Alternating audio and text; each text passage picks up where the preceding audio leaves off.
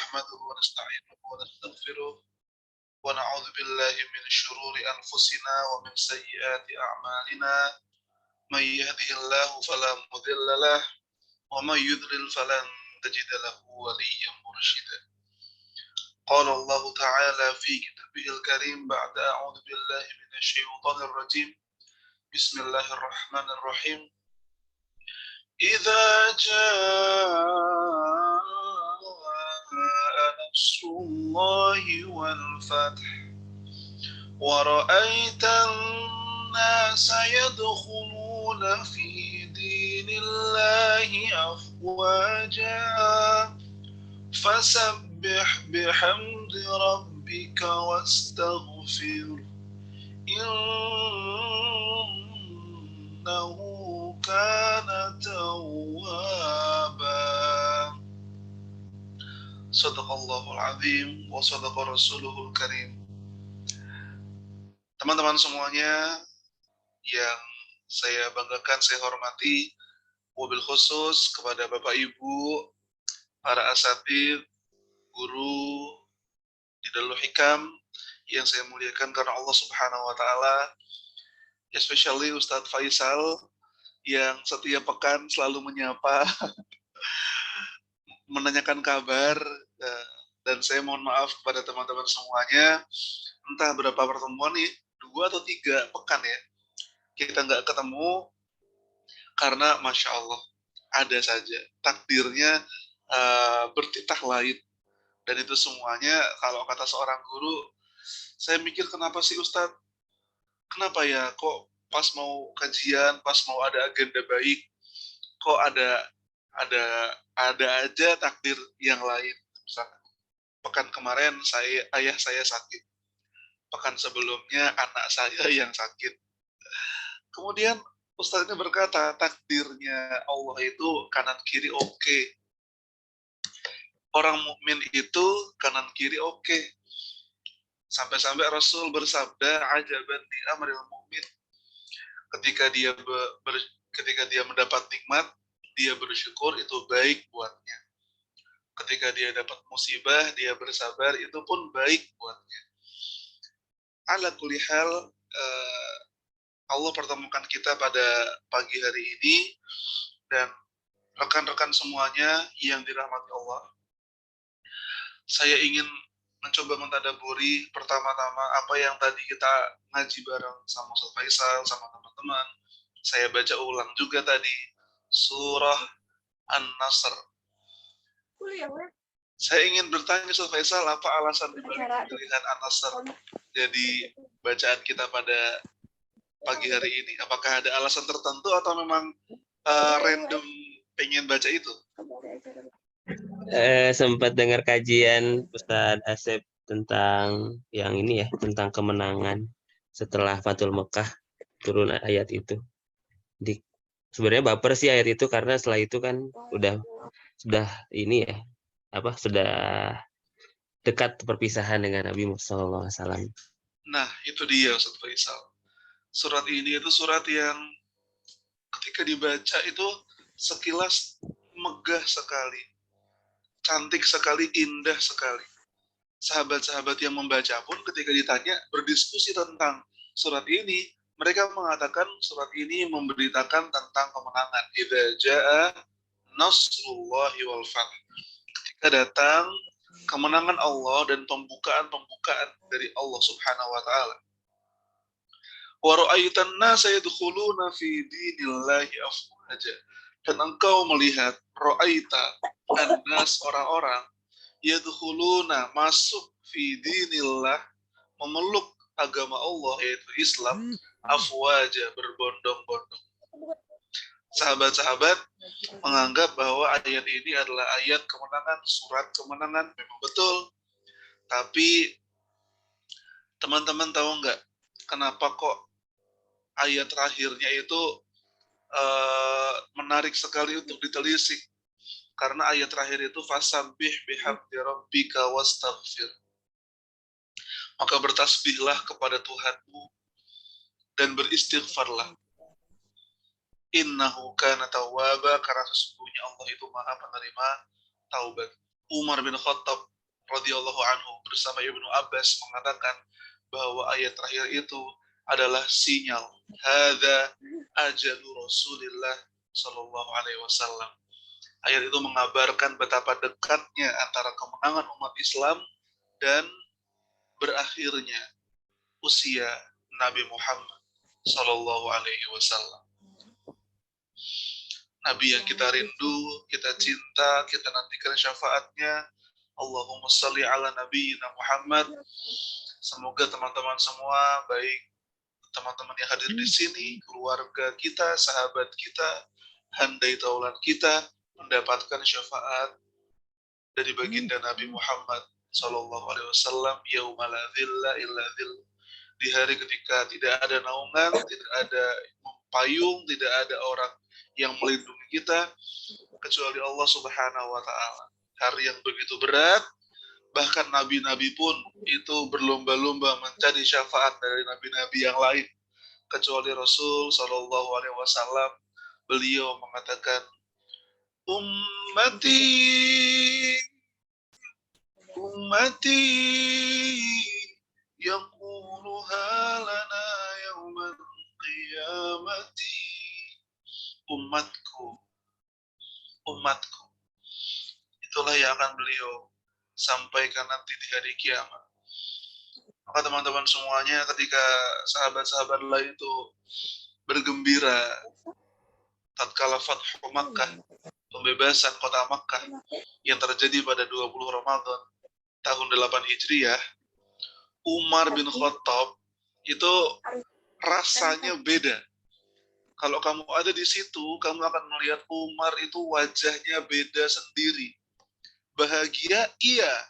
Senang, iya. Tapi seakan-akan Umar merasakan sesuatu yang gak dirasakan sahabat lain. Begitu pula Abu Bakar.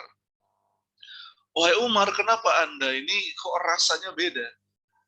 Ada senang-senangnya, cuma senangnya tuh kayak ada yang ganjel gitu. Ada murung-murungnya. Kenapa wahai Umar? Beliau menjawab, bukankah sesuatu itu ketika telah lengkap, maka dia akan berkurang. Dalam pepatah Arab pun ada sebuah ungkapan yang mengatakan, inna syai' idza tamma bada'an nuqsanuhu. Sesuatu itu jika telah sempurna, maka akan mulai berkurang. Maka ketika Umar bin Khattab melihat umat Islam ini sudah menang semenang-menangnya, di situ beliau sadar bahwa tugas dakwah Nabi Muhammad sudah akan selesai. Dan itu yang akan kita bahas sekarang, teman-teman semuanya, apa yang terjadi ketika Nabi Muhammad menjelang beliau wafat, sampai apa yang terjadi setelah beliau wafat. Itulah mengapa judulnya adalah Inspirasi 14 Abad. Karena apa yang terjadi sebada Nabi Muhammad wafat, itu merupakan sesuatu yang benar-benar genting, danger.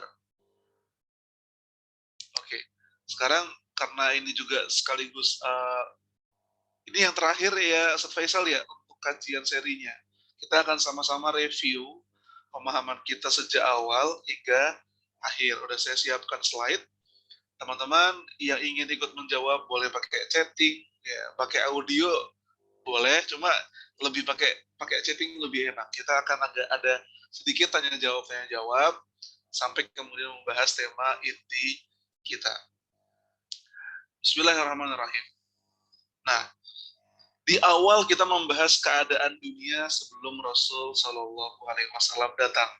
Mungkin ada yang mengikuti dari awal. Keadaan Eropa yang seperti orang yang sakit, keadaan Persia yang menganggap rajanya sebagai dewa. Nah, teman-teman semua, ada beberapa kuis ya. Coba ada yang bisa menjawab. Kekaisaran Persia adalah penguasa timur bumi. Mereka beragama A. Majusi, B. Ateis, C. Yahudi. Majusi. Majusi, betul. Iya. Orang Romawi itu saat itu agamanya Kristen. Tapi Kristen yang sudah muharraf. Sudah nggak sesuai dengan keasliannya lagi. Teman-teman masih ingat barangkali jarak antara Nabi Isa dan Nabi Muhammad SAW itu 6 abad lamanya, dan bayangkan apa yang terjadi selama 600 tahun itu, di mana risalah kenabian terputus sementara. Ada banyak penyelewengan. Allah Subhanahu wa taala berfirman, yuharrifunal kalima an mawadhi'ihi, memindah-mindahkan kalimat dari kitab bullah itu, dari Injil, Taurat, diubah-ubah oleh para ahlul kitab. Romawi itu beragama Kristiani, Persia beragama Majusi. Majusi nyembah apa, teman-teman? Majusi, Bapak Ibu, menyembah api. Yang kedua, Abraha adalah panglima kerajaan Habasyah, yang kemudian dia bikin sendiri, ya, itu dari dulu juga, masih ingat mungkin ya. Ia membuat titik-titik untuk mengalihkan orang-orang dari Ka'bah. A, sinagog, B, gereja, C, patung raksasa. Patung raksasa. Oh, ada yang bilang patung raksasa, tapi kebanyakan menjawab gereja, ya. Ya, benar, gereja. Karena Abraha itu orang Kristen. Dan kerajaan Habasyah tempat dia berangkat itu kerajaan yang memang Kristiani. Dan uniknya, kerajaan Habasyah yang mengirim Abraha ke Yaman itu adalah juga kerajaan yang sama yang menerima hijrahnya Nabi Muhammad, sahabat-sahabat Rasul Shallallahu Alaihi Wasallam. Ketika sahabat bertanya, kenapa kami harus hijrah ke Habasyah? Karena periodenya berbeda. Saat itu yang memimpin Habasyah adalah li'anna fiha malikun adil la yudlamu indahu. Karena di sana ada raja yang adil yang tidak akan menzalimi orang-orang yang ada di sekitarnya, Raja Najasyi. Tapi itu beda periode sama Abraham. Subhanallah. Nah, ada fakta-fakta menarik. Romawi Persia pada akhirnya menjadi bagian dari negeri Muslim. Dan ketika Rasul lahir, kuil api abadi di Majusi Persia padam, dan Jazirah Arab bersih dari Romawi dan Persia karena justru keadaan geografis yang tandus. Nah, dunia sebelum Nabi sudah kita pelajari. Lalu, soal berikutnya, di masa kecilnya Rasulullah dibesarkan di perkampungan Bani Sa'ad untuk apa?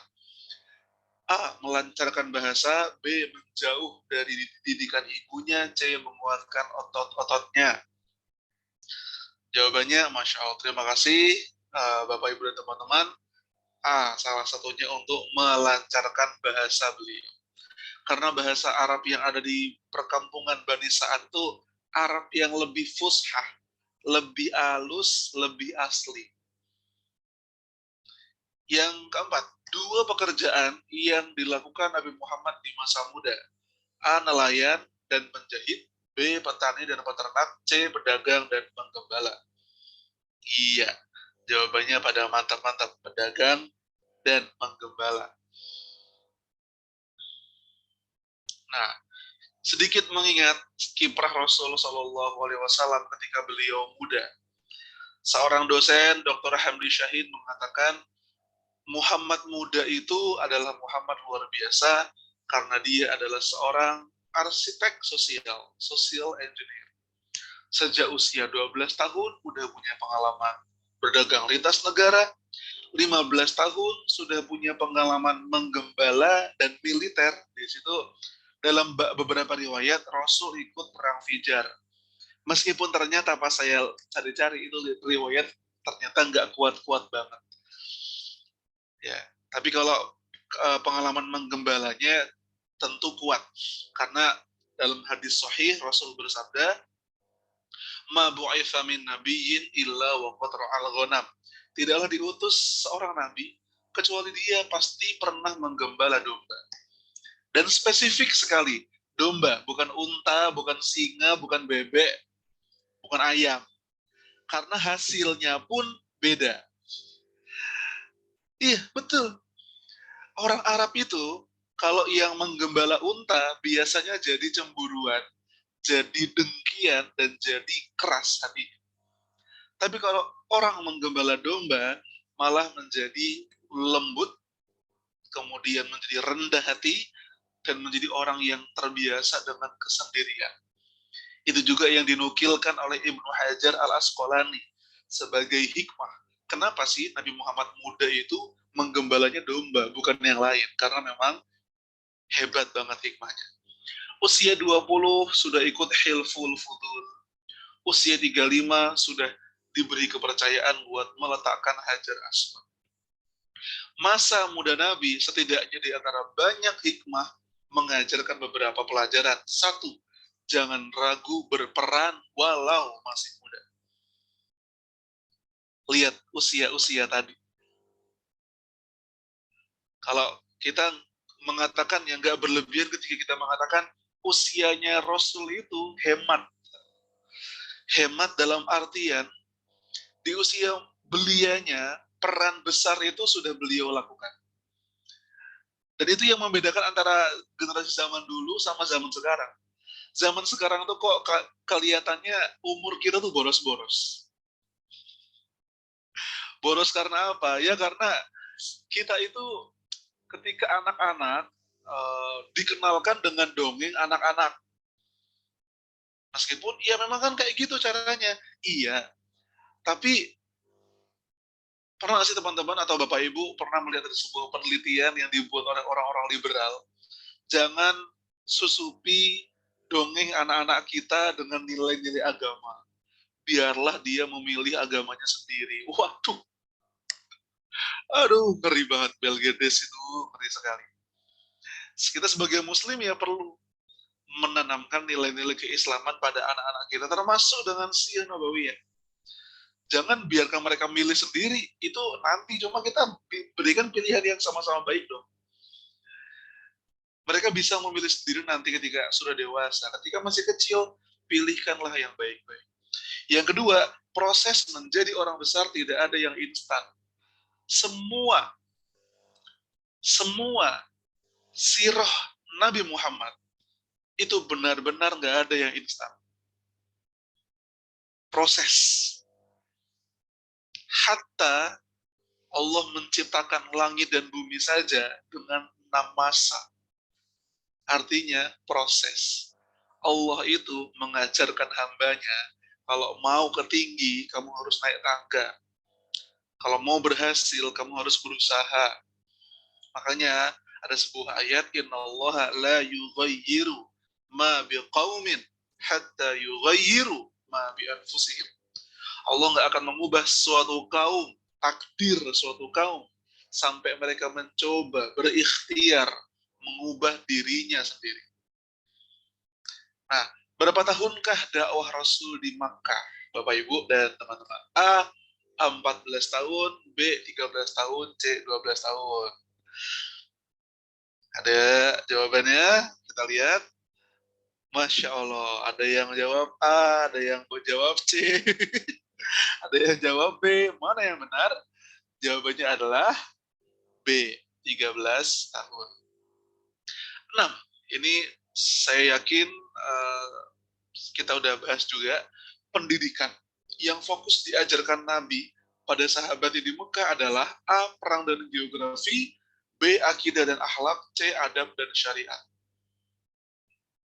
Alhamdulillah, jawabannya adalah B, akidah dan akhlak.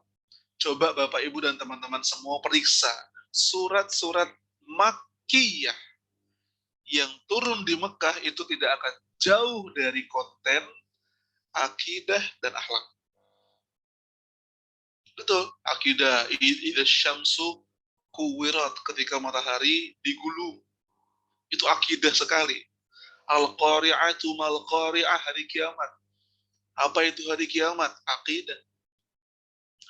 Falyanzuril insanu ila ta'ami, hendaknya manusia melihat kepada makanannya. Akhlak. Wa idzal mau'udatu su'ilat bi ayyi dzambin qutilat, ketika bayi perempuan dikubur hidup-hidup dan mereka bertanya kenapa mereka dibunuh. Itu akidah dan juga akhlak. Benar-benar itu 13 tahun digeber dengan dua hal besar ini. Nah, hasil pendidikan Rasul di Mekah menjadi superhero luar biasa. Sempat hijrah ke Habasyah 2 kali. Nah, dakwah Nabi di Makkah mengajarkan orang hebat selalu punya energi kesabaran, dan sabar adalah nafas panjang bagi para pahlawan.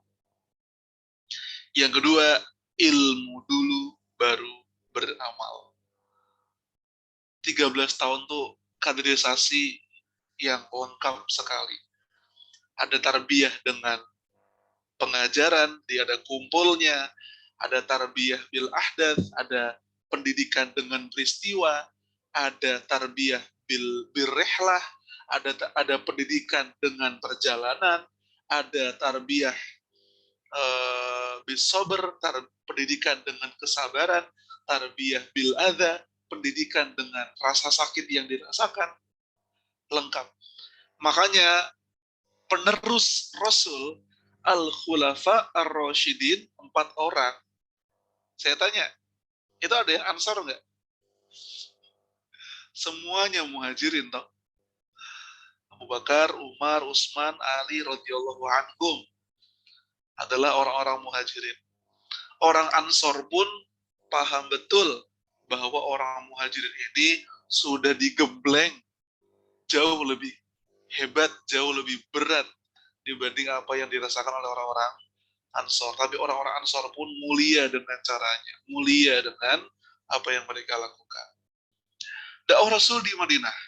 Di antara hikmah kenapa Madinah dipilih jadi tempat hijrahnya Rasul, A. Benteng alam yang kokoh, atau B. Karena penduduknya pandai beternak, atau C. Karena banyak pohon kurmanya. Jawabannya adalah A. Benteng alam yang kokoh. Sebagaimana kita pernah sampaikan teman-teman di pembahasan tentang Madinah.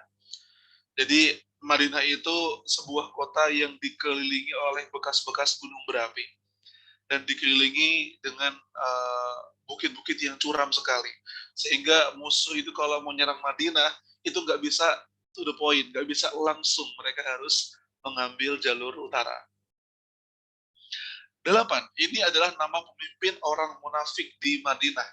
A. Abdullah bin Uraiqid, B. Abdullah bin Ubay, C. Abdullah bin Lubay.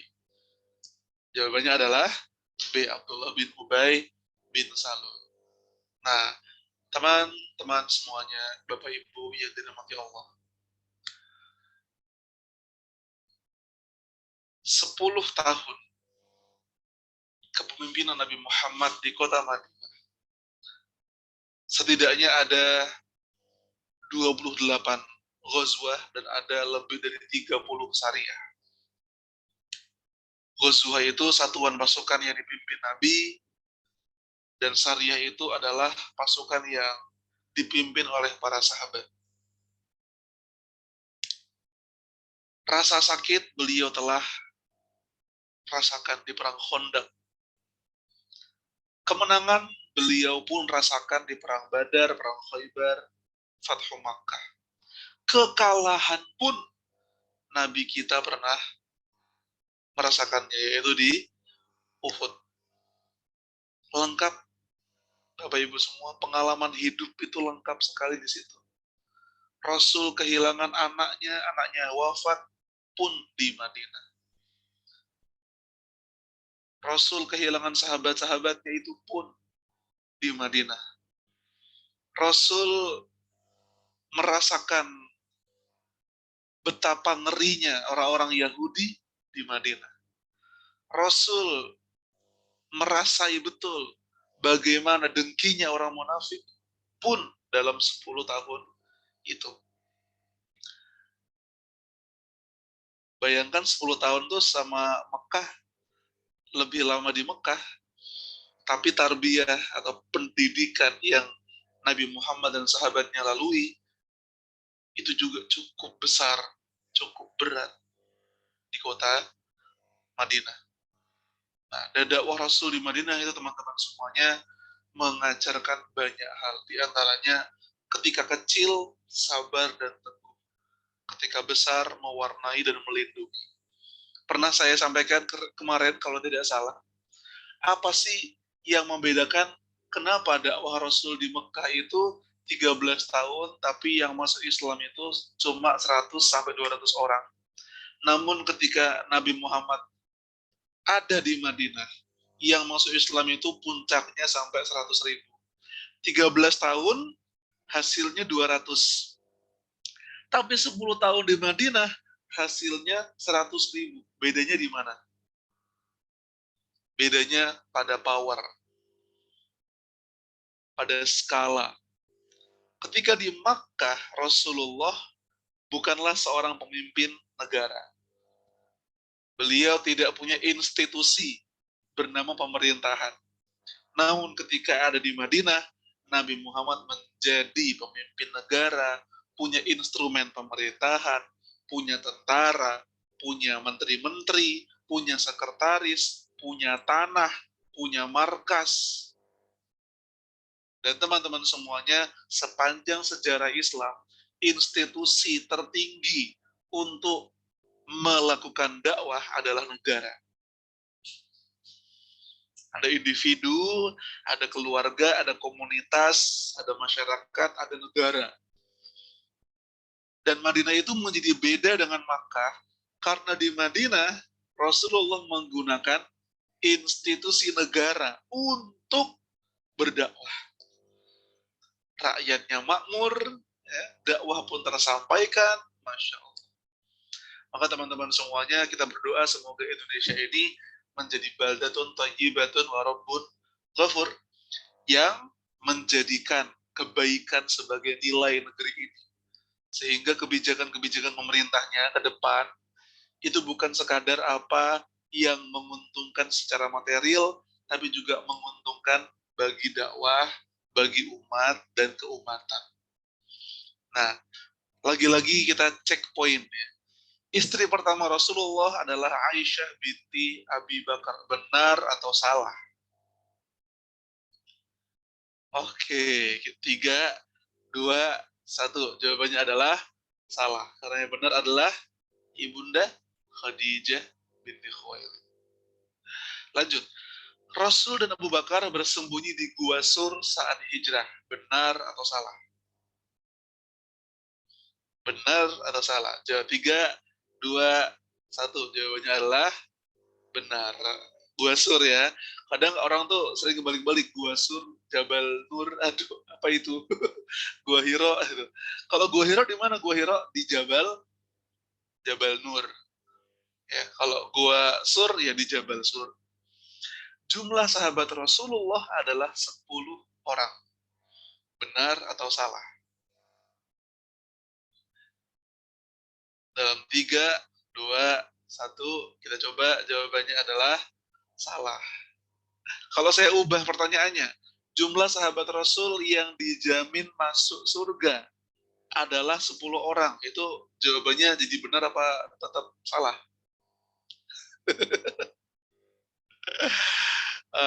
Mohon maaf ya, ini jebakan juga, karena jawabannya pun tetap salah. Karena sahabat Rasul yang dijamin masuk surga itu nggak cuma 10 orang. Kenapa sih Ustadz? Saya sering dengar al-ashrah al-mubasysyarina bil jannah. Bukannya yang dijamin surga cuma 10 orang. Yang dimaksud dengan 10 sahabat yang dijamin masuk surga, itu adalah 10 orang yang disebutkan dalam satu hadis.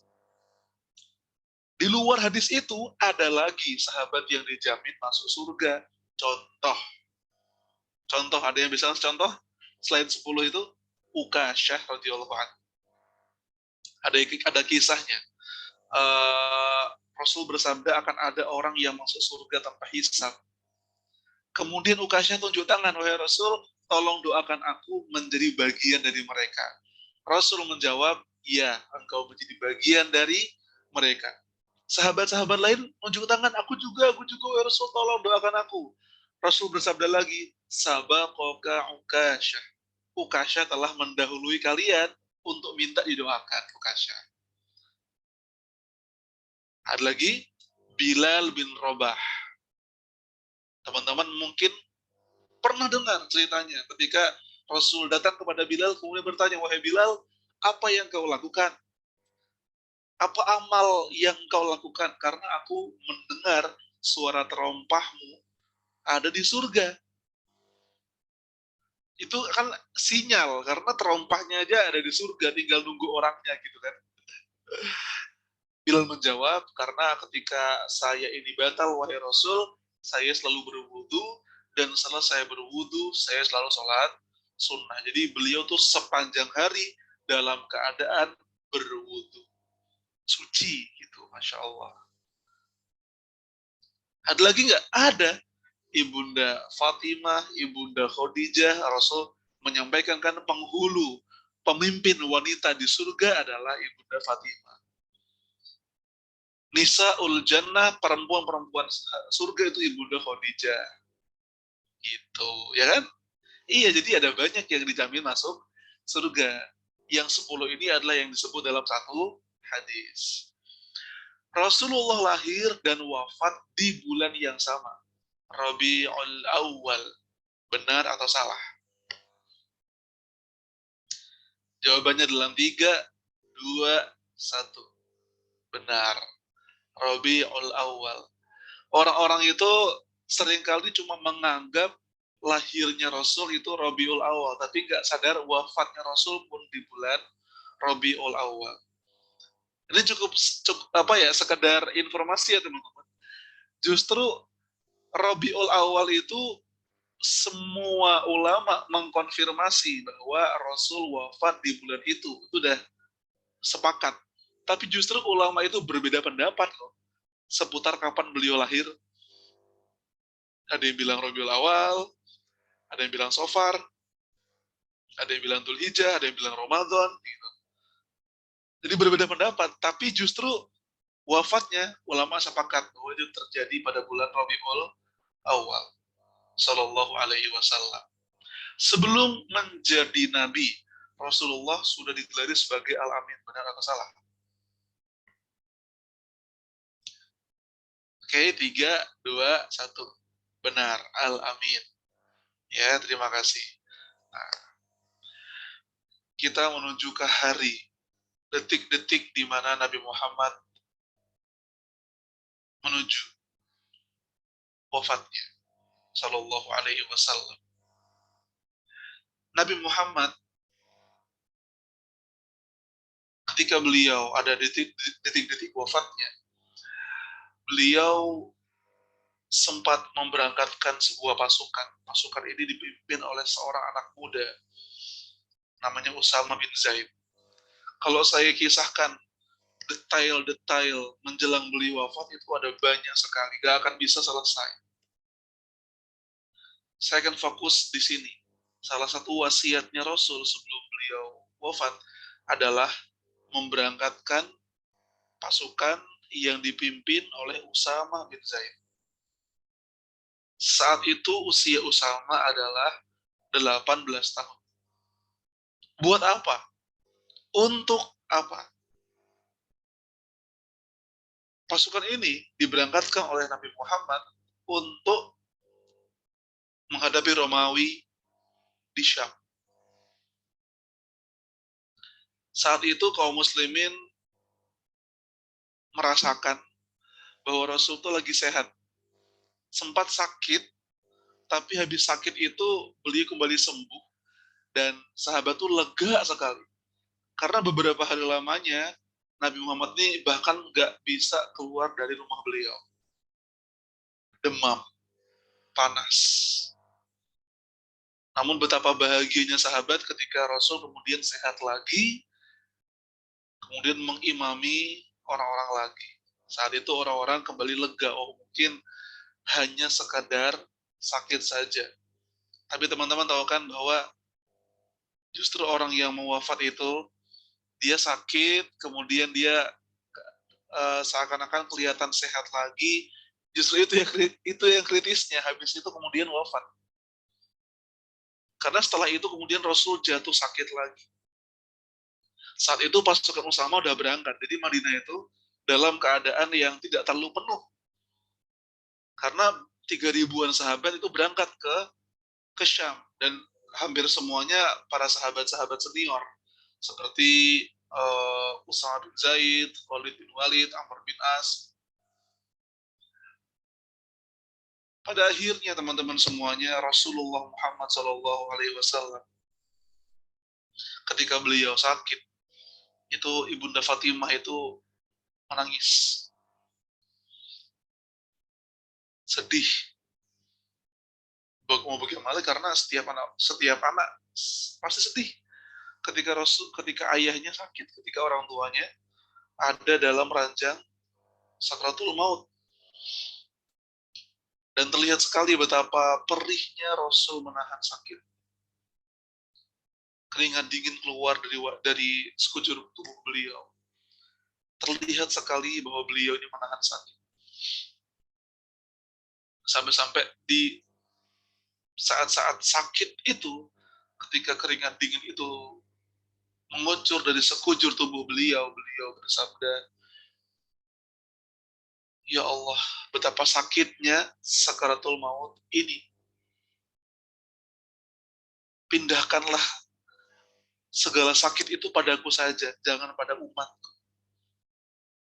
Masya Allah. Saat-saat itu pun saja, di saat segenting itu, Nabi Muhammad masih memikirkan umatnya. Karena beliau tuh sayang sekali sama umatnya. Sayang banget sama kita. Sampai-sampai beliau meminta pada Allah agar sakit itu dirasakan Rasul saja. Jangan pada umatnya. Kasihan umatnya kalau merasakan yang sesakit ini. Teman-teman tahu rasanya sakaratul maut itu seperti apa? Rasa sakitnya sakaratul maut itu bermacam-macam. Tapi adalah dalam sebuah riwayat, dia seperti seorang manusia yang dikuliti hidup-hidup. Dari ujung kepala sampai ujung kaki, dikuliti. Makanya mungkin teman-teman semua beberapa kali pernah melihat video ketika orang-orang itu sekarat, bagaimana mata mereka terbelalak, dan betapa sulitnya orang mengucapkan kalimat syahadah, betapa pentingnya mentalkin seseorang. Kenapa? Karena saat sakaratul maut itu, orang benar-benar merasakan rasa yang sangat sakit. Sehingga dianjurkan dan diwasiatkan oleh Nabi Muhammad SAW, ketika ada orang yang menjelang wafatnya, hendaknya keluarganya mentalkin orang ini, mengingatkan untuk mengucap kalimat la ilaha illallah. Saat itu rumah Rasul dikelilingi oleh orang banyak, tapi yang masuk rumah nggak ada, cuma beliau dan beberapa keluarga beliau. Teman-teman semuanya yang dirahmati Allah Subhanahu wa taala. Saat itu langit Madinah tidak secara biasanya. Sahabat-sahabat itu pada bingung di luar. Orang-orang sering membicarakan khawatir. Karena apa teman-teman semua? Ini Nabi, seorang Rasul. Ada pepatah mengatakan, kadang kita itu tidak ada apa-apanya buat dunia, tapi kita bisa menjadi dunia buat seseorang. Namun Rasul beda. Rasul itu adalah dunia bagi setiap orang. Dan keberadaan Rasul itu sangat punya peran luar biasa bagi dunia. Bumi mencintainya, gunung-gunung merinduinya, pohon-pohon pun menangisi, bahkan ada satu dahan yang menangis karena tidak dijadikan mimbar lagi oleh Nabi Muhammad SAW. Ada pohon kurma yang merintih karena dia tidak dijadikan lagi mimbar oleh Nabi Muhammad SAW. Ada unta yang bahkan pernah mengecup, mencium beliau. Ada batu yang mengucapkan salam pada Nabi Muhammad. Ada awan yang melindungi beliau. Semua makhluk semesta ini mencintai Nabi Muhammad. Dan teman-teman bisa bayangkan apa yang terjadi ketika Rasul, detik-detik beliau menuju wafat. Semuanya bersedih. Langit Madinah padam, gelap, gulita rasanya.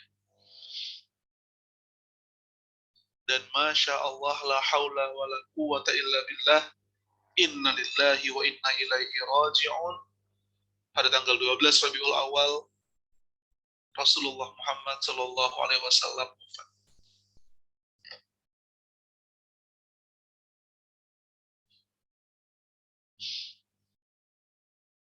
Seisi Madinah itu hancur lebur.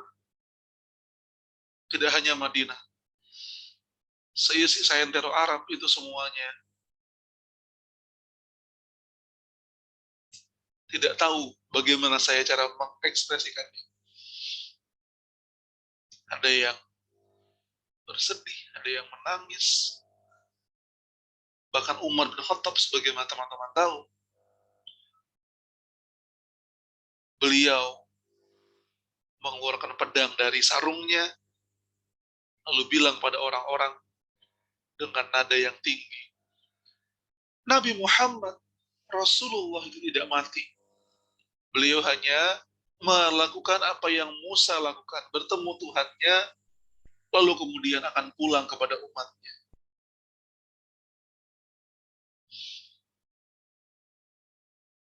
Ketika orang-orang sedih itu, ketika orang-orang berduka itu, Umar nggak terima. Umar bahkan menuduh orang-orang yang sedih itu sebagai orang munafik. Kalian jangan menjadi orang munafik. Kalian jangan menjadi orang-orang Bani Israel yang ketika Nabi Musa menghadap Allah, kalian semuanya menjadi musyrik. Namun semua orang tidak mau menyela Umar.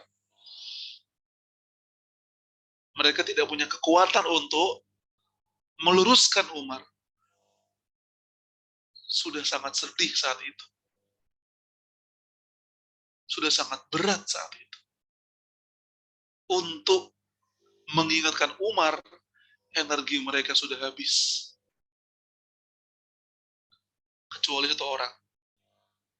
Satu orang yang kemudian menjadi khalifah umat Islam setelah itu.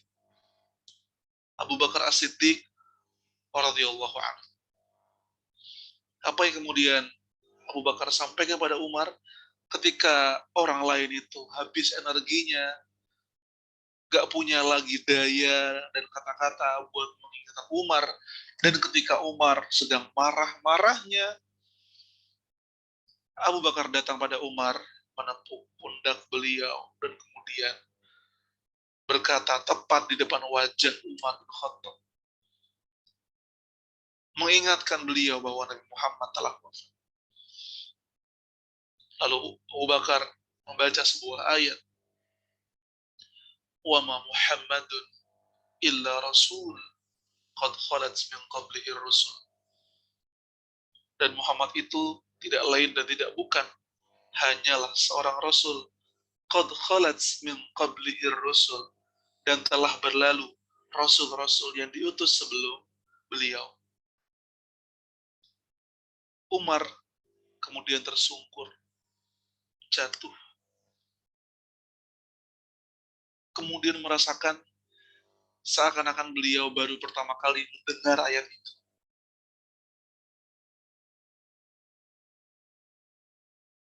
Wafatnya Rasulullah Shallallahu Alaihi Wasallam tidak berlebihan kita mengatakannya bahwa hari itu adalah hari terberat dalam sejarah manusia. Kenapa, Bapak, Ibu, dan teman-teman semua? Karena di hari itu wahyu terputus.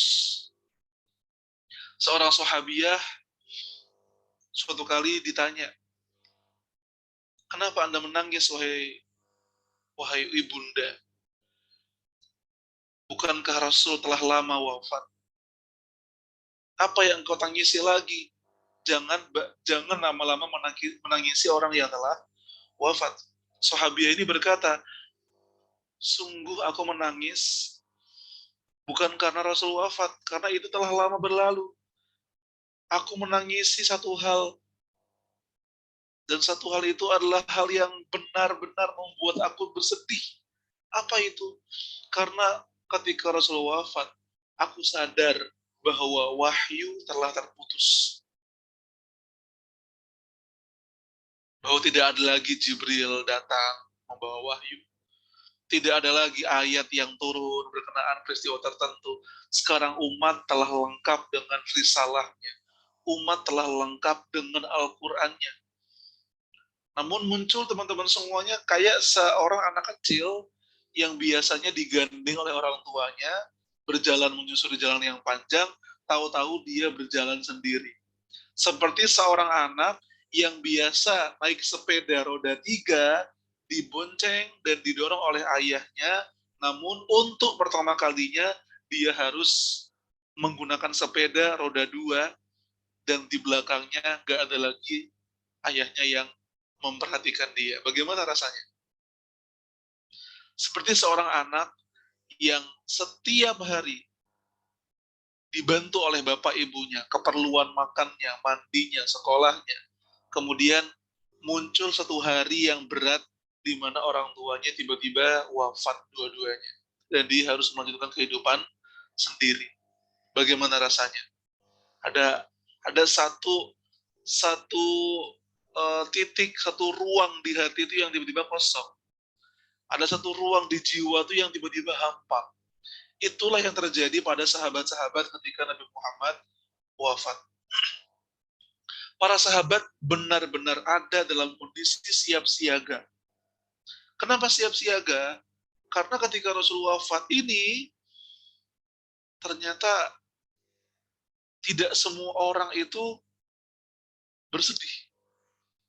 Ada orang-orang yang baru saja masuk Islam, belum lama mengilmui Islam, dan tiba-tiba ketika mendengar kabar Rasul wafat, mereka beramai-ramai, berbondong-bondong, murtad lagi.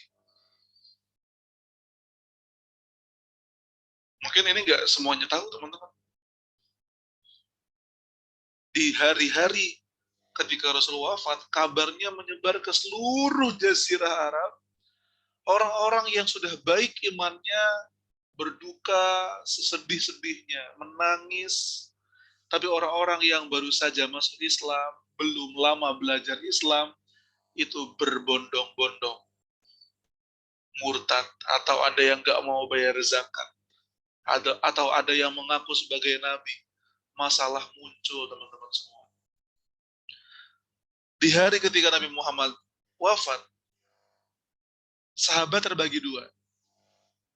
Ada orang-orang Ansor kemudian berkumpul di sebuah tempat namanya Saqifah Bani Sa'idah.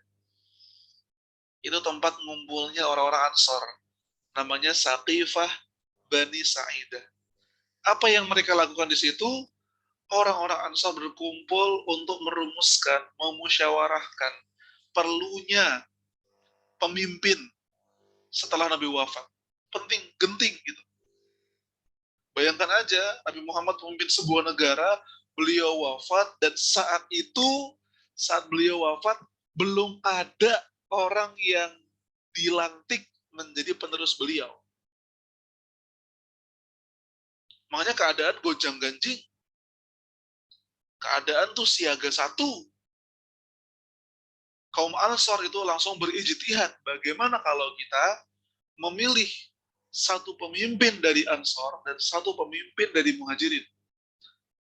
Minkum amir, wa minna amir. Dari Ansor satu kepala, dari Muhajirin satu kepala. Tapi kemudian orang-orang Muhajirin ini Rasul belum dikubur, Rasul belum dimakamkan. Sahabat semua ini berijtihad harus pilih pemimpin dulu. Dan ini penting teman-teman semua. Ini menggambarkan betapa matangnya pemikiran para sahabat.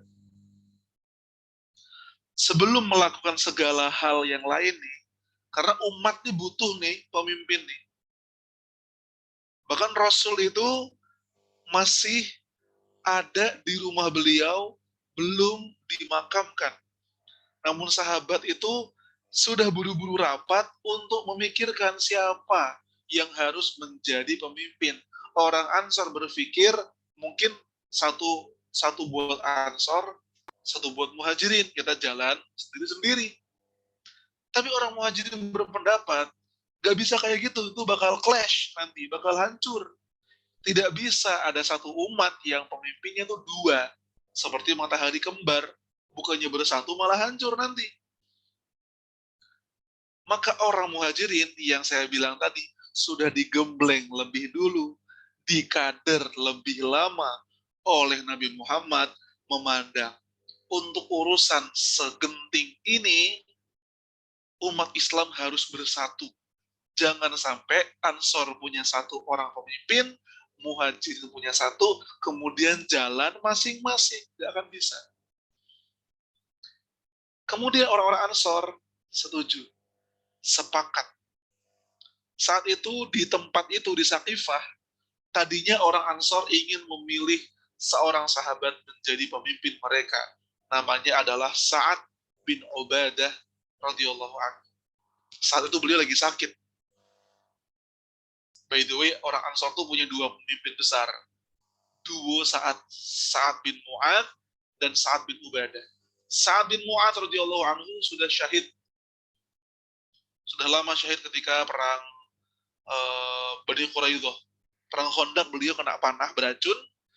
Kemudian beliau wafat syahid setelah beliau menjadi hakim bagi Bani Quraidah. Kemudian yang masih hidup Sa'ad bin Ubadah nyaris dilantik oleh orang Ansor menjadi pemimpin mereka. Sampai kemudian Umar dan Abu Bakar datang ke situ, dan kemudian Abu Bakar bilang duluan kepada syuro di situ, orang-orang yang lagi rapat. Bagaimana kalau kita sekarang memilih? Lalu Abu Bakar mengangkat tangan Umar bin Khattab, kemudian bilang kepada orang-orang, sekarang kita akan membaiat Umar bin Khattab menjadi pemimpin kita. Namun Umar bin Khattab menyangkal, menurunkan lagi tangannya dan berseru kepada orang-orang, ya ma'syarul ansar wal muhajirin, wahai orang Ansar dan muhajirin, ya ayuhan nas, wahai manusia sekalian, sesungguhnya kalian tahu bahwa Abu Bakar memiliki keutamaan dibanding yang lain. Sesungguhnya kalian semuanya paham bahwa li Abi Bakr makanah, Abu Bakar itu punya sebuah level yang berbeda dari sahabat-sahabat lain. Umar menjelaskan keutamaan demi keutamaan Abu Bakar dalam sidang yang sangat siaga itu, sehingga gak butuh waktu lama. Seluruh sahabat Ansor dan Muhajirin itu membaiat Abu Bakar menjadi seorang khalifah. Sinyalnya banyak dari Rasul, meskipun Rasul gak nunjuk dengan tangan beliau, wahai Abu Bakar, Anda jadi penerus. Tapi sinyal dari Rasul itu banyak. Contohnya ketika Nabi Muhammad sakit, yang menggantikan beliau jadi imam, itu adalah Abu Bakar. Contoh lain, ketika Rasul itu haji pertamanya kaum muslimin, ya, sebelum haji wada, haji pertamanya kaum muslimin dalam keadaan Mekah bebas, itu dilakukan dan dipimpin oleh Abu Bakar, bukan sama Rasul Shallallahu Alaihi Wasallam. Haji pertama itu tahun 8 Hijriah. Tahun 9-nya baru sama Rasul Shallallahu Alaihi Wasallam. Jadi Abu Bakar itu sinyalnya dari Rasul sudah banyak. Dan teman-teman semua yang dirahmati Allah Subhanahu Wa Taala, ini deskripsi dari Ibunda Aisyah untuk menggambarkan betapa gentingnya Madinah saat itu, ketika Abu Bakar baru saja menjadi seorang khalifah. Apa? Bagaimana keadaan Madinah? Kal ghanamil matirah fil lailatisy syatiyah. Seperti domba yang kehujanan di malam yang pekat. Bagaimana? Singkat, padat, jelas, mengerikan. Karena apa yang dihadapi Abu Bakar itu ancaman luar biasa. Apa? Mengapa luar biasa? Ada nabi palsu di situ. Muncul Tulaihah al-Asadi, Sajah, Musailamah al-Kadzab, Aswad al-Ansi. Cuma satu, banyak. Yang paling kuat Musailamah al-Kadzab dari Bani Hanifah di Yamamah, yang sekarang tuh tempatnya di Riyadh, ibu kota Arab Saudi. Jadi di utara ya, teman-teman semua. Nabi-nabi palsu bermunculan, pembangkang zakat pun mengiringi mereka. Ada yang murtad, tapi ada yang mengirim surat, ada yang bilang kepada Khalifah Abu Bakar, kami nggak mau bayar zakat. Kami masih mau sholat, ya. Kami masih mau berhaji, iya. Kami masih taat sama aturan Anda, tapi kami nggak mau bayar zakat. Teman-teman tahu apa yang kemudian Abu Bakar lakukan menghadapi orang-orang ini?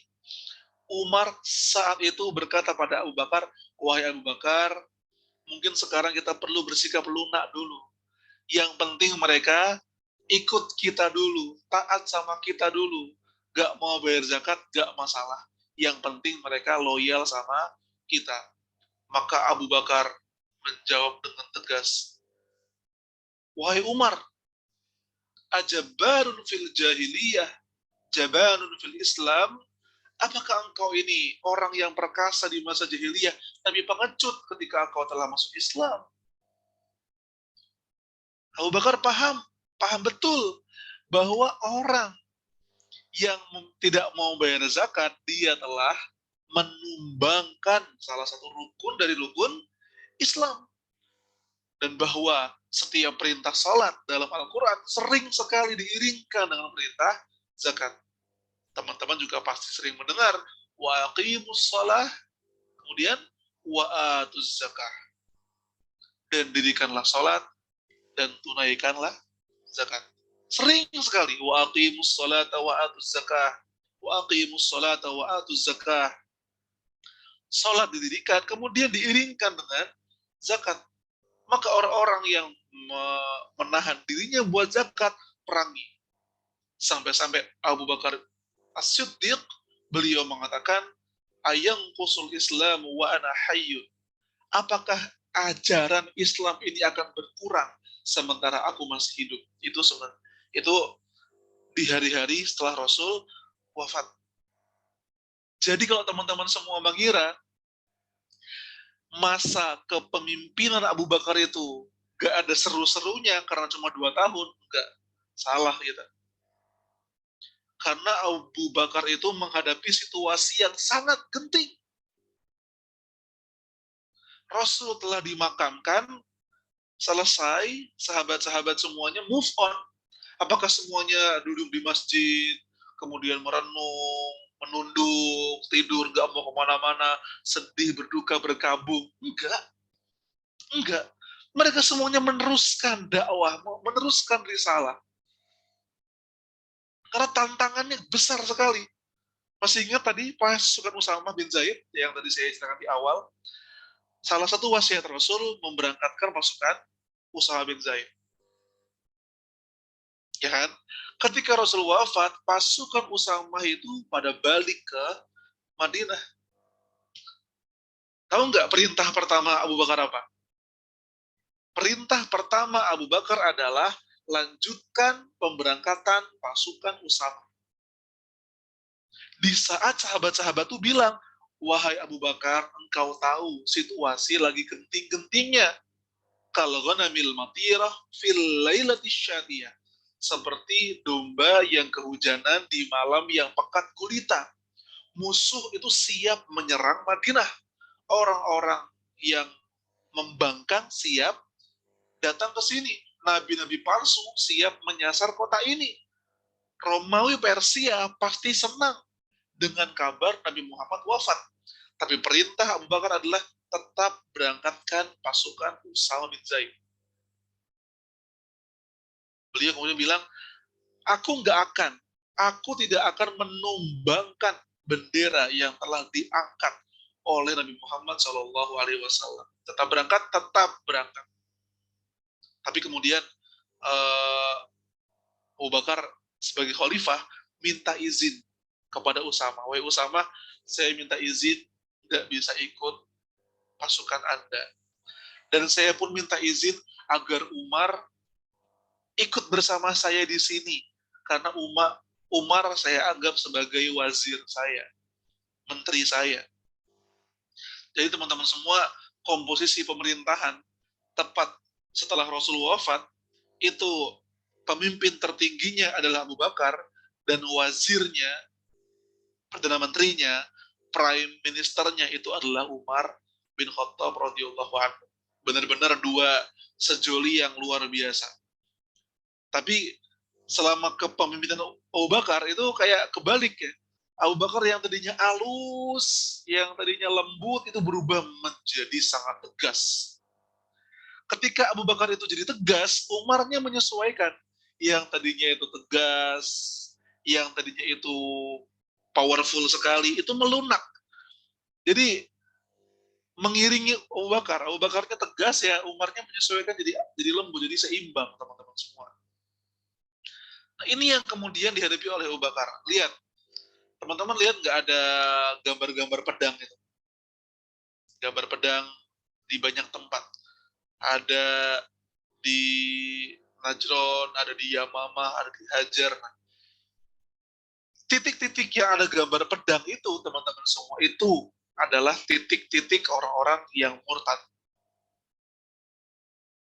Gede nggak? Gede banget. Banyak nggak? Sangat banyak.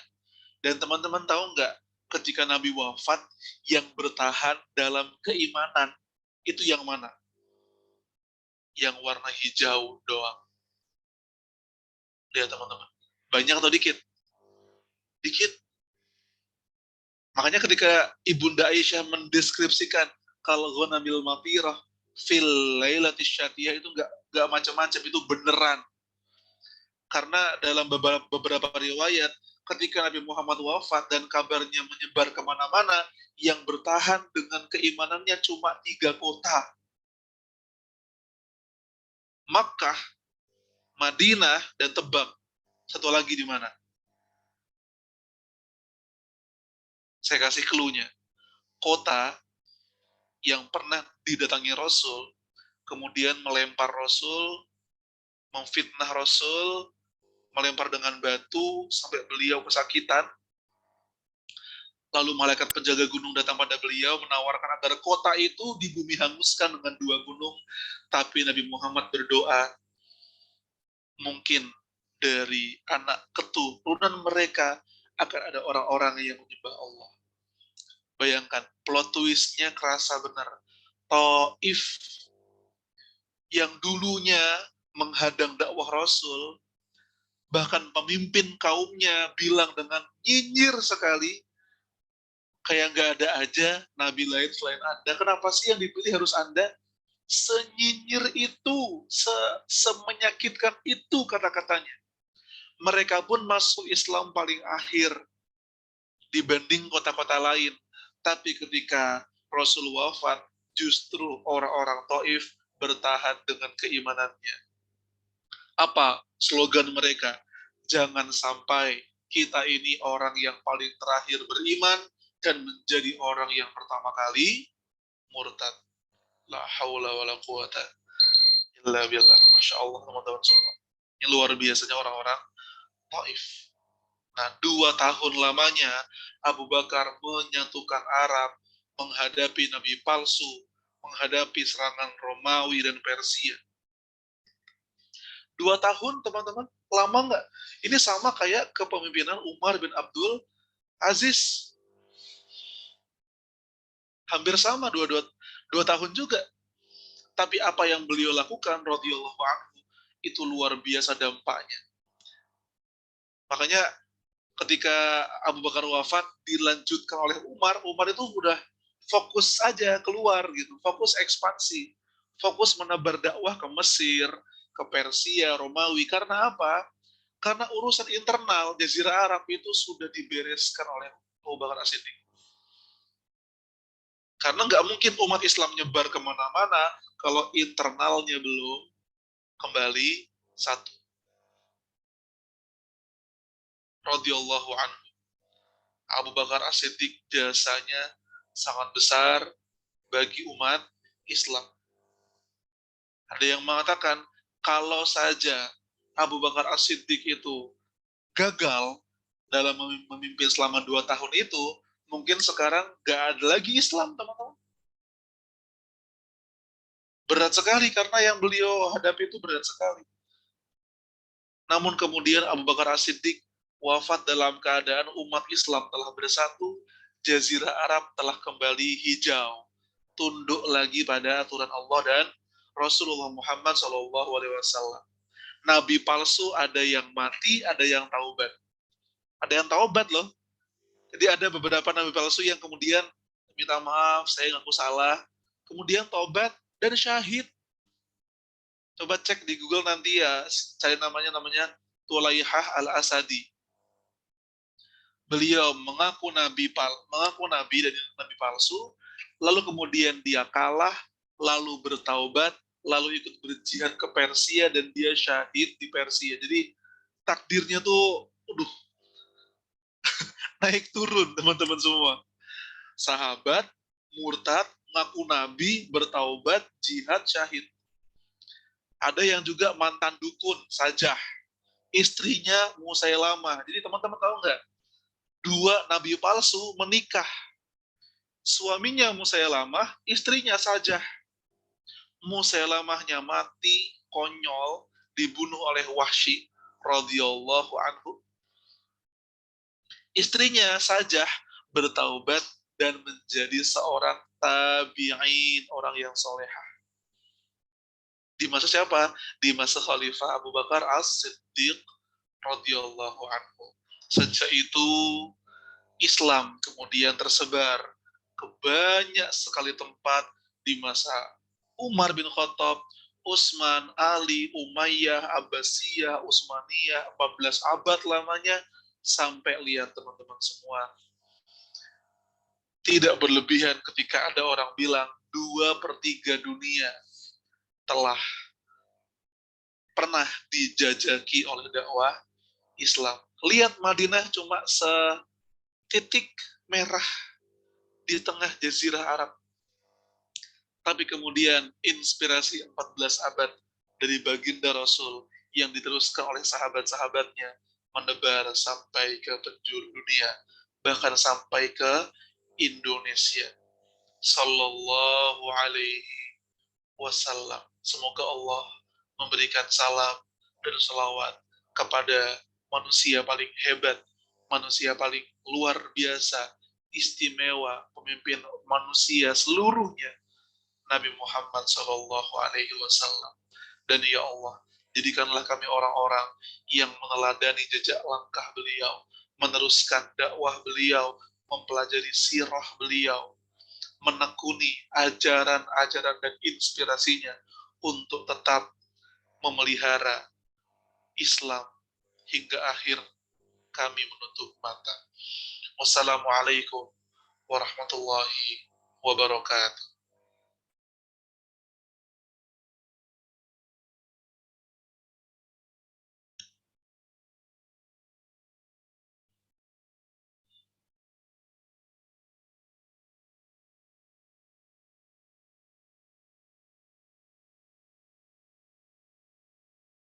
Saya kembalikan kepada Ustaz Faisal. Apakah beliau bersama kita? Sepertinya putus ya. Baik, teman-teman semuanya, barangkali ada hal yang ingin ditanyakan. Mangga, Ustaz Faisal sudah kembali. Mangga Ustaz. Ya, alhamdulillah, hatur nuhun Ustaz Edgar sama sudah menyampaikan materinya, Insya Allah review, kuis dan juga tadi insight dan hikmah-hikmah yang telah ini ya telah dipaparkan barusan. Mangga Bapak Ibu, Akang Teteh, teman-teman Mujahidah semuanya, barangkali ada yang mau ditanyakan, mau sharing, silahkan kita beri waktu ya. Silahkan bisa raise hand maupun bisa drop di kolom chat. Oke.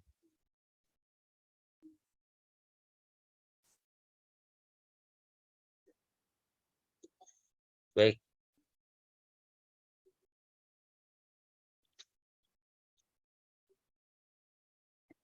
Ya, ada pertanyaan, ada penanya yang masuk, sudah raise hand, silahkan Bunda Alia.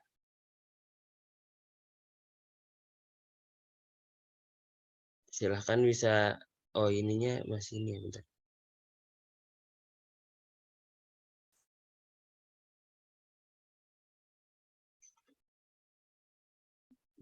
Bentar, Bun.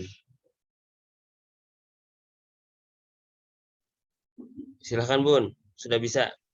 Siap, bismillah. Terima kasih, Kang Isal. Makasih juga Ustadz Edgar atas penjelasan selama beberapa minggu ini. Walaupun mungkin beberapa saya kurang lengkap menyimaknya, saya ingin bertanya tentang sesuatu yang secara keseluruhan ya Ustadz, yaitu bagaimanakah kita menyikapi atau mencoba memahami kira-kira dari tindakan-tindakan Rasulullah SAW sejak awal kenabian gitu ya sampai pada akhir itu tuh bagaimana yang kita bisa sikapi sebagai qadar Allah atau memang perintah Allah, dan mana yang memang keputusan dari beliau pribadi gitu. Karena kadang hal tersebut kita bisa susah memisahkannya. Jadi kadang untuk menimbang-nimbang secara mengambil pelajaran dari sirah ini gitu. Jadi mungkin ada ada analisa sebenarnya yang tindakan Rasulullah ini adalah keputusan beliau pribadi atau bagaimana, walaupun kita mengetahui bahwa segala yang beliau tahukan itu adalah bimbingan dari Allah tentunya saja. Minta pencerahannya Ustadz. Terima kasih.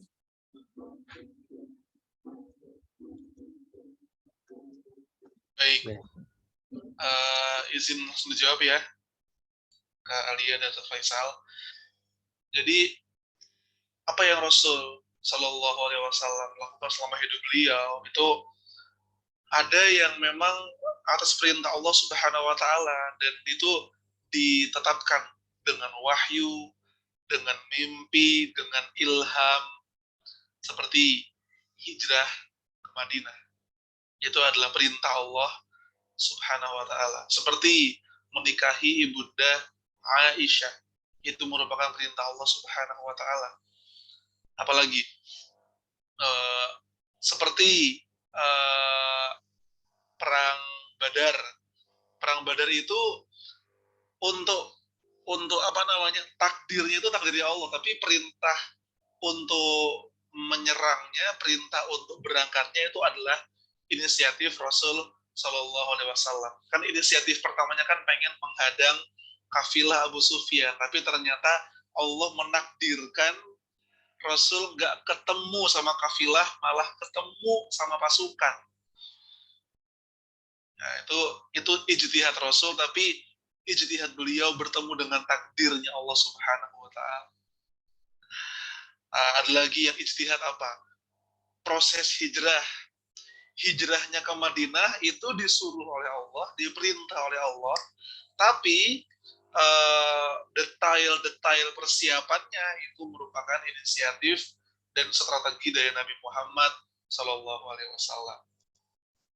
Jadi kita bisa membedakannya tergantung dari kalau kita mempelajari dengan baik ini, semakin detail, semakin zoom out, zoom in, zoom out yang kita pakai mempelajari sirah, akan ketahuan mana yang sifatnya itu adalah strategi Rasul, ijtihad beliau, mana yang memang langsung perintah dari Allah Subhanahu Wa Ta'ala. Karena ada yang memang benar-benar contohnya dengan ilham langsung lewat wahyu, atau dengan mimpi gitu. Tapi ada yang memang dengan ijtihad beliau. Semua itu bagaimana cara membedakannya ya? Semakin kita dalam dan detail membaca sirah, akan ketemu itu. Karena kita nggak bisa justifikasi dan generalisasi menganggap semuanya itu sesuai dengan wahyu dan ilham langsung turun, Allah nyuruh apa langsung lakuin gitu. Kadang ada yang sifatnya memang ijtihad, sifatnya itu adalah strategi.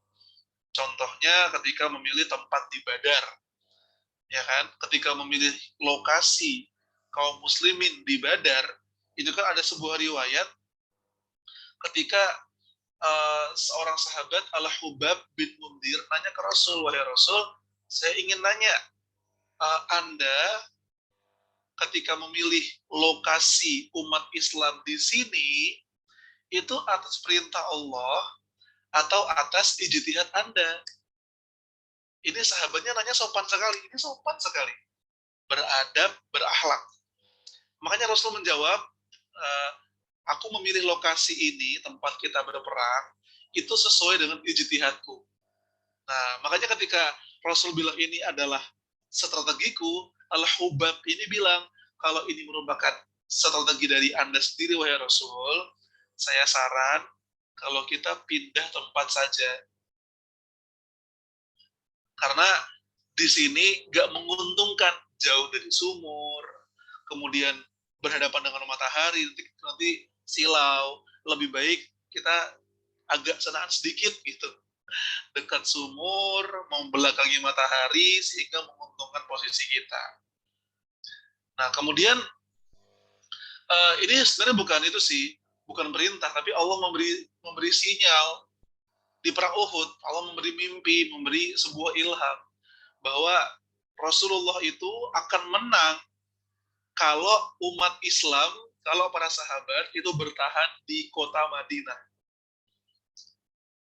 Allah memberi ilham itu, gak nyuruh sih, tapi memberitahu bahwa kalau Rasul dan sahabatnya bertahan di Madinah aja, jangan keluar, itu menang melawan pasukan Quraisy. Tapi sahabat-sahabat muda yang gak ikut perang Badar itu berkata, wahai Rasul, kita samperin aja keluar, kita hadapi mereka di luar, di Uhud, gitu kan? Karena sebagian besar sahabat itu semangatnya luar biasa, ingin menghadapi orang-orang Quraisy di luar Madinah, yaitu di Uhud. Akhirnya Nabi Muhammad setuju, ya udah, karena hasil syuronya kita ke Uhud, ya udah kita ke Uhud. Besoknya sahabat tuh nggak enakan, wahai Rasul, kami mohon maaf kalau kami ini terlalu memaksakan. Tidak masalah, wahai Rasul, kalau engkau memerintahkan kami untuk bertahan di Madinah. Maka Rasul mengatakan, Rasul menghargai hasil syura dan pantang bagi seorang nabi yang telah memakai baju besi untuk menanggalkannya kembali. Makanya kaum muslimin tetap berangkat. Itu dinamika dalam kehidupan Rasul dan sahabat-sahabatnya. Ada yang memang dengan perintah, contohnya perintah itu dalam ini nih, ketika Rasul sedang mau ke Bani Nadir. Bani Nadir itu orang Yahudi, Bu. Kak. Ketika Rasul itu datang ke Bani Nadir dan duduk di sebuah tempat di benteng mereka, itu di atas benteng Bani Nadir udah naruh cobek. Cobek itu jangan dibayangkan cobek kita buat masak itu ya. Cobek gede. Cobek gede yang kalau dilempar dari atas bisa mati orangnya. Maka Rasulullah itu dikasih bisikan dari Allah via Jibril gitu, agar buru-buru pergi dari tempat itu, tanpa ngomong ke sahabatnya, tanpa fafifu, tanpa ada satu suara apapun, tiba-tiba Rasul keluar Rasul, bukan ijtihad, itu perintah dari Allah itu buat keluar. Sahabat bingung, kok tahu-tahu Nabi keluar, ada apa? Ya udah mereka ikut keluar. Ternyata itu adalah konspirasi orang-orang Bani Nadir untuk membunuh Rasul. Akhirnya mereka diusir. Gitu. Ada banyak sekali. Kalau kita nggak akan tahu itu kalau kita tidak membaca lebih detail. Kak, wallahu a'lam bishawab. Baik, ya turun. Bagaimana Bunda Alia? Iya, insya Allah. Alhamdulillah ya, semoga terjawab. Baik. Selanjutnya ada Kang Windargi, silakan Kang.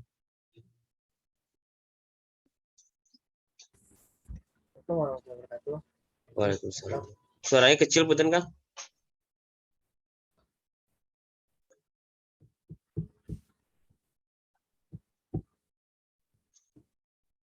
Coba.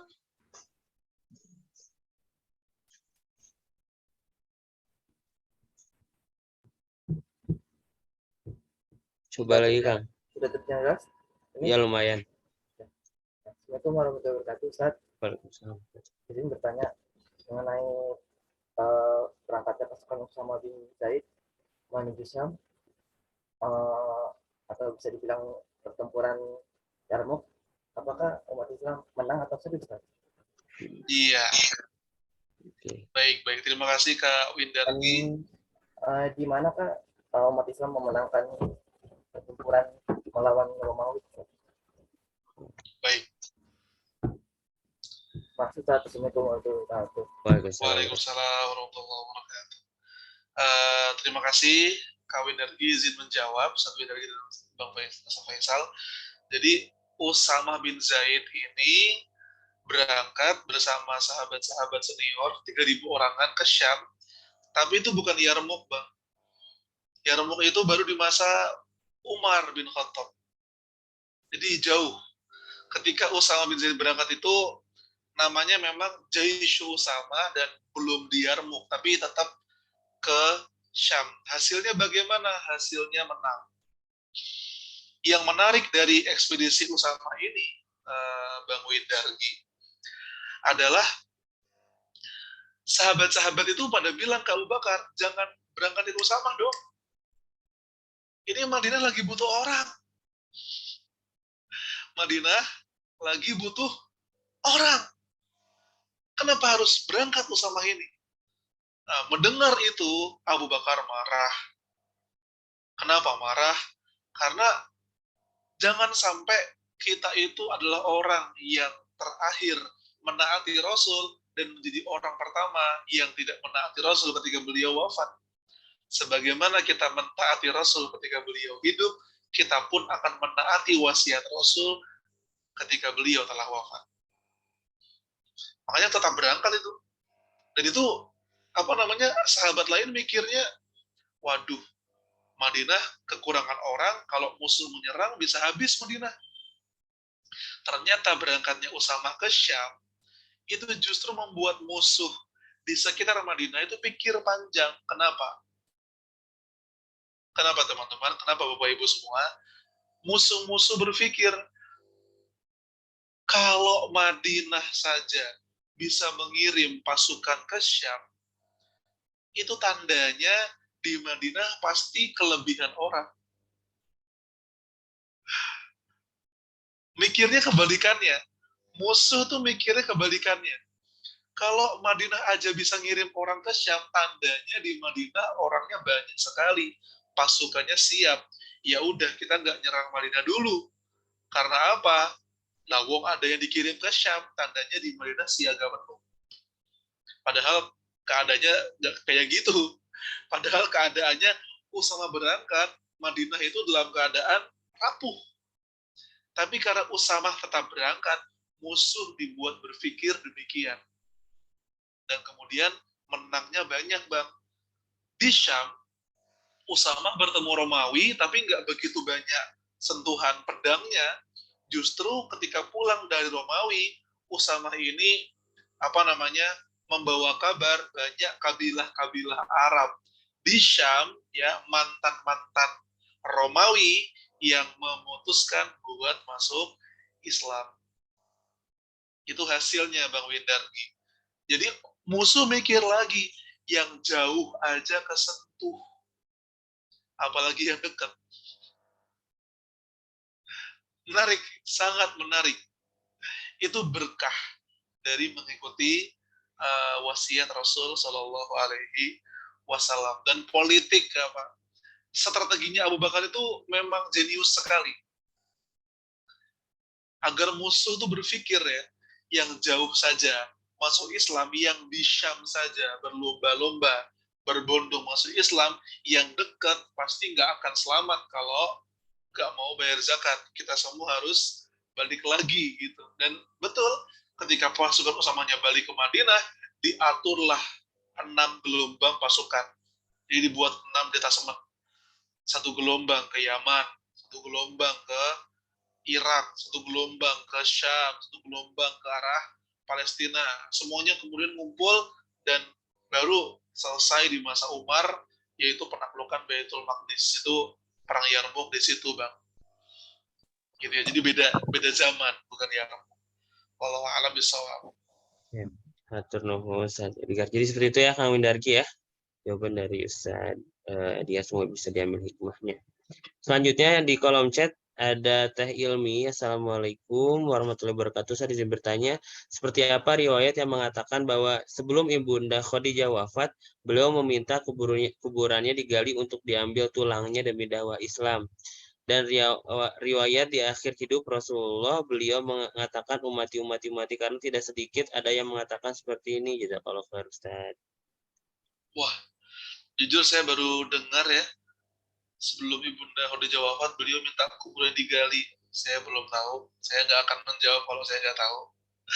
Tapi kalau ada riwayat Rasul mengatakan umati, ketika beliau menjelang wafat, itu tidak. Ya, memang riwayatnya kurang kuat. Jadi ada yang bilang biar romantikanya terasa ya. Sebelum Nabi Muhammad wafat, beliau mengatakan umatku. Padahal kalimat itu tidak beliau sampaikan menjelang beliau wafat. Begitu. Ya.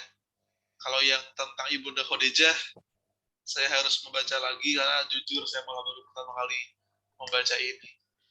Ya, kalau tentang umati, kalau kata para pakar sirah, riwayat itu memang nggak kuat-kuat banget. Jadi tidak bisa dijadikan sandaran utuh. Kalau kita mau mengatakan Rasul menjelang wafat ngomongnya umati, ternyata tidak seperti itu. Wallahu a'lam bishawab. Insyaallah. Baik. Ustaz, selanjutnya ada Teh Fatimah. Assalamualaikum Ustaz, jazakallahu khair Ustaz atas ilmunya yang sangat bermanfaat. Perkenalkan nama saya Fatimah. Saya izin bertanya, Ustaz, mengapa ketika sebelum Rasulullah SAW wafat, Rasulullah SAW tidak langsung menunjuk pemimpin pengganti Ustaz? Lalu pertanyaan yang kedua, saat proses pemilihan pemimpin setelah Rasulullah SAW wafat, adakah pertengkaran atau konflik yang tak setuju dengan diangkatnya Abu Bakar? Terima kasih Ustaz. Baik. Kenapa Rasul itu tidak langsung menunjuk dengan langsung Abu Bakar, Anda jadi penerus saya? Tentu hikmahnya luar biasa. Hikmahnya luar biasa agar apa teman-teman semua? Agar umat ini itu umat yang musyawarah memang.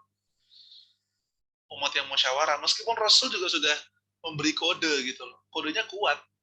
Ketika orang-orang Ansar dan Muhajirin kumpul pun nggak lama untuk sepakat memang Abu Bakar yang jempol, yang tepat untuk menjadi Khalifatul Rasulillah. Karena semua sahabat itu tahu kedudukannya. Abu Hurairah pernah bilang, jadi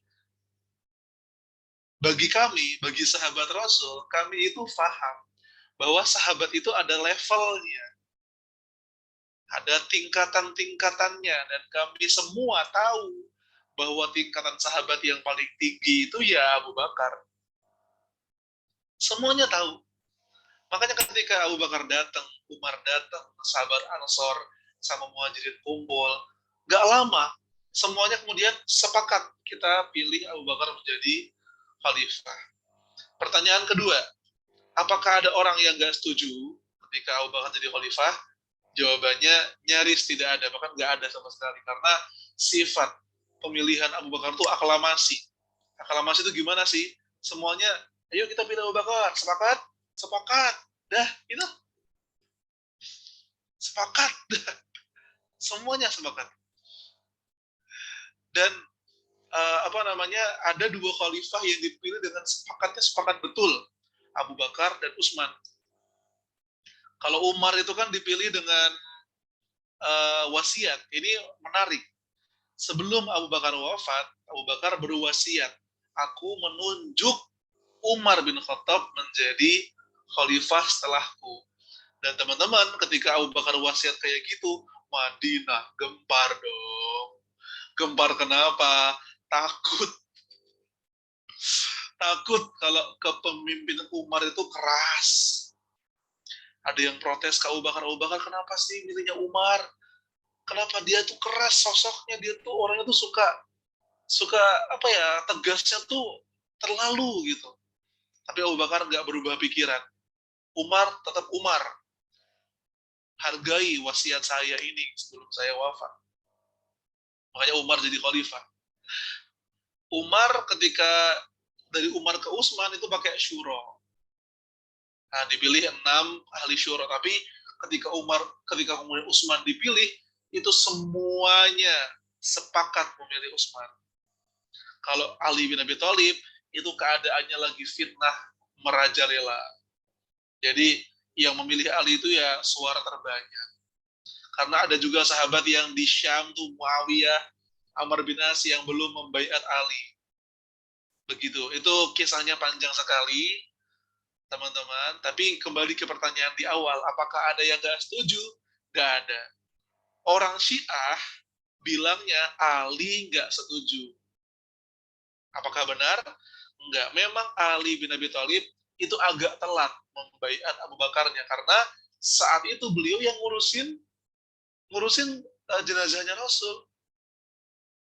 Beliau pun juga ngurusin istrinya beliau, yaitu Ibunda Fatimah, yang mulai sakit-sakitan. Karena apa?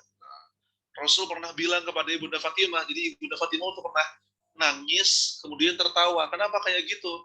Karena Ibunda Fatimah itu pernah dikasih tahu bahwa Rasul akan wafat, tapi kemudian tertawa. Kenapa? Karena Rasul bilang kepada Ibunda Fatimah, setelah aku wafat, engkau akan menyusul aku dalam waktu yang dekat. Makanya Ibunda Fatimah tersenyum. Dan memang beberapa waktu, gak lama setelah Rasul wafat, Ibunda Fatimah binti Muhammad pun wafat radhiyallahu anha. Dan Ali, apakah Ali itu kontra Abu Bakar, kontra Umar, kontra Utsman? Wallahi demi Allah tidak. Sangkaan orang-orang Syiah itu nggak pernah benar. Bahkan Ali jadi salah satu menterinya Abu Bakar, Ali menjadi Dewan Syuronya Umar, Ali menjadi kebanggaannya Utsman. Nggak pernah ada tuh selek-selekan antara sahabat-sahabat ini. Berbeda pendapat iya, tapi nggak sampai berperang gitu, nggak sampai bunuh-bunuhan, nggak sampai bermusuhan yang mengucurkan darah. Wallahu a'lam bishawab. Insya Allah, Insya Allah. Alhamdulillah. Terakhir mungkin ini Ustaz, pertanyaan dari Sandi Ramadan. Afwan, saya ingin bertanya Ustaz, ketika hijrah ke Madinah, Rasul menjadi kepala negara. Kemudian setelah wafat, lanjutkan kepemimpinan oleh Abu Bakar dan seterusnya. Lalu di masa sekarang, saudara-saudara kita di gerakan dakwah tertentu, mereka mendakwahkan untuk berada dalam satu kepemimpinan. Nah, menurut pandangan Ustaz sendiri bagaimana? Karena menurut saya memang syariat Islam tidak bisa diterapkan secara kafah jikalau tidak ada sebuah institusi yang menaunginya. Terima kasih. Iya, baik, bismillah. Jadi memang Rasul menjadi kepala negara, kemudian dilanjutkan oleh Abu Bakar dan seterusnya. Tapi dalam perjalanan sejarahnya, umat Islam yang luas sekali ini menyebar kemana-mana, gitu ya. Terakhir umat Islam itu punya satu kepemimpinan yang menaungi semuanya itu ya Umayyah. Abbasiyah ada pecah. Ketika Abbasiyah itu ada 2 khalifah. Bayangkan 2 khalifah. Satu di Baghdad, satu di Cordoba, Spanyol. Kemudian pecah lagi. Ada Mamalik, ada Ayyubiyun, ada Ghaznawiyun, Idrisiyun, dan kawan-kawannya. Bahkan di masa Utsmani, itu negara Islam tuh ada banyak ya, 3 yang gede. Utsmani, Mughal, sama Safawiyah. Nah, tapi untuk berada dalam satu kepemimpinan, bagaimana, apakah harus gitu? Memang teman-teman semuanya, umat Islam ini akan bisa lebih leluasa menjalankan agamanya kalau memang ada institusi, ada organisasi, ada keberjamaahan, ada kebersamaan. Tapi kalau misalkan kita berpikir harus satu dan harus itu gitu loh, harus ke organisasi itu dan organisasi yang lain itu salah dan kafir, itu ngerinya kayak LDII nanti, kayak Ahmadiyah, itu ngeri teman-teman. Ada nggak kayak gitu? Ada, ngeri. Ada sebuah kelompok yang mentah-mentah menggunakan konsep itu dalam organisasinya. Mereka menganggap organisasi itu adalah wujud dari jamaah umat Islam. Yang ada di luar organisasi itu dianggap kafir. Kan ngeri banget dong. Ngeri banget. Nggak kayak gitu. Kalau dibawa konsep ini mentah-mentah dalam organisasi tanpa ada tinjauan fikih, tanpa ada tinjauan ilmu syariah dan pendapat-pendapat ulama, jatuhnya bisa saling mengkafirkan gitu. Makanya zaman kita ini adalah menuju jamaatul muslimin, menuju umat Islam yang bersatu gitu. Nah, kita ada banyak organisasi, semuanya punya kiprah masing-masing buat umat. Kalau ada satu organisasi yang mengklaim bahwa dirinya itu adalah sentral dari umat Islam dan yang tidak berbaiat pada imamnya itu keluar dari Islam, bahaya. Karena tidak karena konsep itu tidak bisa mentah-mentah diwujudkan dalam bentuk organisasi. Jadi perlu ada tinjauan yang matang dari para ulama, para ahlul ra'yi, para ahlul halli wal aqdi, para ilmuwan harus melakukan musyawarah yang besar. Wallahu a'lam bishawab. Terima kasih teman-teman semua, Bapak Ibu, atas segala perhatiannya. Mohon maaf jika selama 7 pertemuan ini yang loncat-loncat ada banyak salah. Semoga bisa bertemu lagi dalam kesempatan lainnya. Walafu minkum. Saya kembalikan kepada Ustaz Faisal. Allah tabarakallah, hatur nuhun Ustaz Edgar Hamas atas pemberian materi, atas bimbingannya ya selama ini ya, selama pemberian materi tentang Sirah Nabawiyah ini. Nah, teman-teman silahkan untuk tidak berhenti di sini, kita belajar Sirah Nabawiyah ya. Terus follow Gensa dan Instagramnya Ustadz Edgar ya untuk mendapatkan konten-konten lainnya tentang Sirah Nabawiyah. Dan juga kami ingatkan untuk bisa memberikan infak terbaiknya ya di kelas hari ini, di Jumat pagi ini insya Allah melalui rekening yang sudah tertera di kolom chat tadi. Juga insya Allah nanti di-share di grup.